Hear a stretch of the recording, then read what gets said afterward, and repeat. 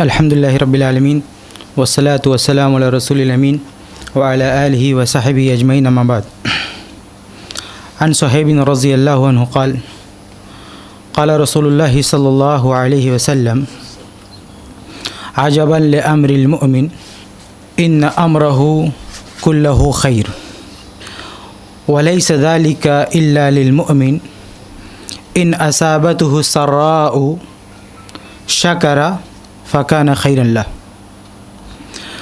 وان اصابته ضراء صبر فکان خیرا لہ. رواہ مسلم. صحیح مسلم کی ایک حدیث میں نے آپ کے سامنے پڑھی ہے. ترجمہ دیکھیے. صحابی رسول صہیب بن سنان رضی اللہ عنہ فرماتے ہیں کہ اللہ کے رسول صلی اللہ علیہ وسلم نے فرمایا کہ مومن کی ایک بات بہت اچھی ہوتی ہے، بہت عمدہ ہوتی ہے. مومن کی ایک بات بہت اچھی اور بہت عمدہ ہوتی ہے، اور یہ اچھی اور عمدہ بات مومن کے علاوہ کسی اور کو نصیب نہیں ہوتی. وہ بات کیا ہے؟ وہ بات یہ ہے کہ مومن کو جب کوئی خوشی لاحق ہوتی ہے، کوئی نعمت ملتی ہے، اس پر وہ اللہ کا شکر ادا کرتا ہے. تو یہ شکر ادا کرنا اس کی نعمت میں خیر پیدا کرتا ہے. اور جب مومن کو کوئی مصیبت لاحق ہوتی ہے، کوئی پریشانی اس کے اوپر آتی ہے، تو اس صبر کرتا ہے. تو اس کا صبر کرنا اس کی مصیبت میں اس کے لیے خیر کا باعث ہوتا ہے. یہ صحیح مسلم کی حدیث ہے.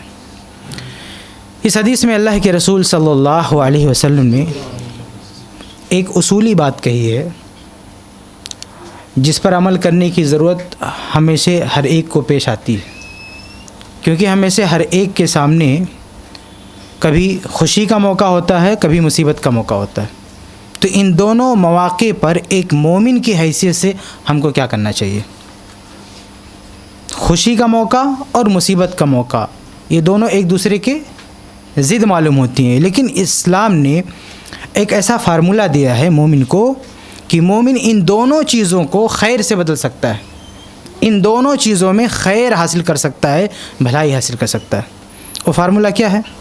وہ فارمولہ یہ ہے کہ جب بھی کوئی خوشی ملے، اللہ کی نعمت ملے، خوشیاں لاحق ہو، تو ہم اس میں اللہ کو نہ بھولیں، اللہ کا شکر ادا کریں کہ یہ اللہ کے فضل سے ہے. اور جب کوئی مصیبت آئے، پریشانی آئے، تو اس میں ہم صبر کریں، چیخیں چلائیں نہیں، صبر کریں.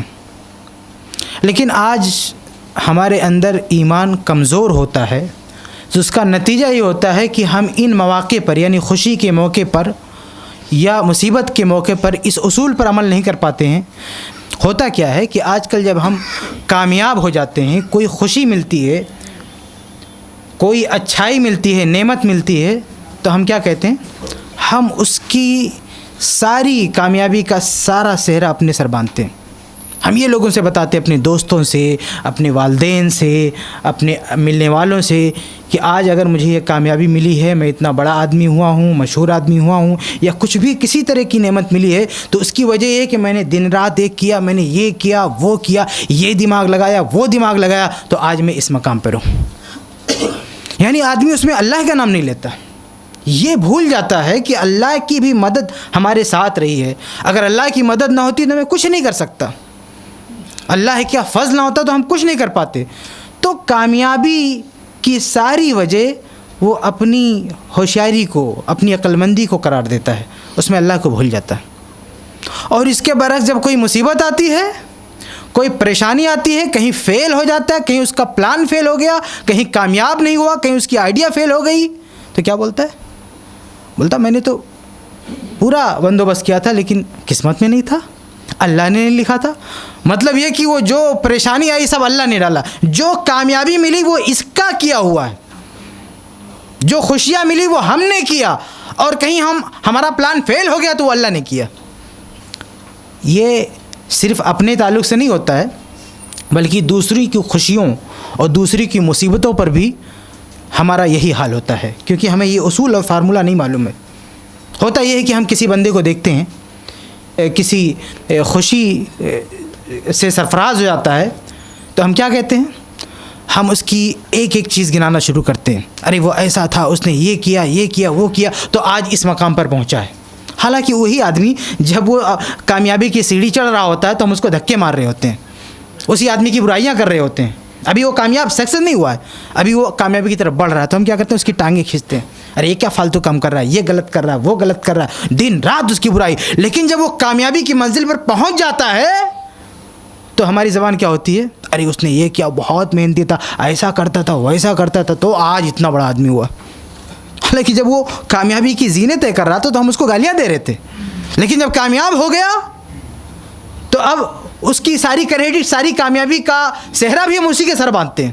اس نے یہ کیا، یہ بھول جاتے ہیں کہ اس نے اگر یہ کامیابی حاصل کی ہے تو یہ اللہ کا فضل ہے، اس کو اللہ نے کچھ عطا کیا ہے. ہم ساری ذمہ داری اسی کے سر ڈال دیتے ہیں. اور دوسری طرف جب مصیبت آتی تو ہم کیا کرتے ہیں؟ ہمارے سامنے کوئی بھائی کسی بھائی کو خوشی ملتی ہے تو ہم یہ کرتے ہیں. اور جب کوئی بھائی مصیبت میں پھنستا ہے تو ہم کیا بولتے ہیں؟ ہم یہ بولنا شروع کر دیتے ہیں ارے یہ بہت پاپی تھا، بہت گنہگار تھا، اس نے یہ کیا، وہ فراڈ کیا، یہ تو اللہ نے آج اس کو پیٹا ہے، اللہ نے آج اس پر قہر نازل کیا ہے، یہ ہم بولتے ہیں. حالانکہ دوسرے کے تعلق سے بھی ہمیں صبر کی تلقین کرنا چاہیے. اس کو یہ بولنا چاہیے آزمائش ہے، اللہ تعالیٰ آزماتا ہے، گناہوں سے توبہ بھی ہو، توبہ استغفار بھی ہو اور صبر کی تلقین بھی ہو. یہ ساری مصیبتیں چاہے اپنے کے تعلق سے ہوں چاہے دوسروں کے تعلق سے ہو. کیوں ہمارے اوپر یہ مصیبت آتی ہے؟ یعنی کیوں ہم ان بدخیالیوں میں مبتلا ہوتے ہیں؟